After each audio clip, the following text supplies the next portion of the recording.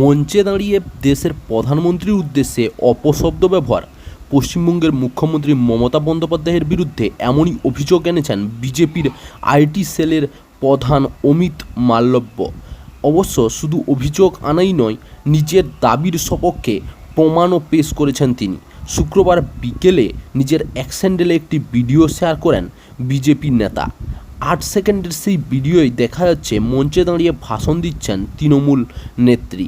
মমতাকে বলতে শোনা যাচ্ছে, বলেছে আমি 7 টাকা বাড়িয়েছি, তোমার 7 টাকার বাড়ানোর দরকার নেই।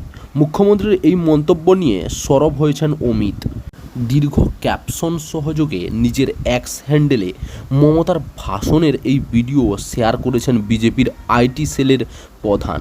লিখেছেন, যদিও অশ্লীলভাষী মমতা বন্দ্যোপাধ্যায়ের কাছ থেকে এর চেয়ে বেশি কিছু আশা করা যায় না, তবে নিজেকেই নিজে ছাড়িয়ে গিয়েছেন তিনি। আবারও দেশের প্রধানমন্ত্রীকে আক্রমণ করে একটি অপশব্দ ব্যবহার করেছেন।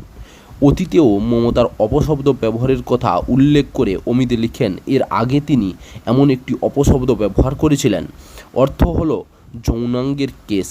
আবার তার মুখ থেকে এই অপশব্দটি বেরিয়েছে, তার অর্থ হলো পুরুষদের যৌনাঙ্গ। মমতা বন্দ্যোপাধ্যায়ের জনসমক্ষে এভাবে নিচে নামতে পারেন, কিন্তু যখন তিনি যে ভাষা বোঝেন সেই ভাষায় তাকে আক্রমণ করা হয়, তখন নিজেকে অসহায় হিসেবে দাবি করেন। এখানে না থেমে বিজেপি নেতা আরও লেখেন, সম্প্রতিকালে মমতা বন্দ্যোপাধ্যায়ের জঘন্য রাজনীতিবিদ নেই। পশ্চিমবঙ্গের মানুষ তাঁকে অনেক সহ্য করেছে। লোকসভা নির্বাচনের প্রথম দফায় ভোট তৃণমূল কংগ্রেস মানুষদের জন্য বড় ধাক্কা হতে চলেছে।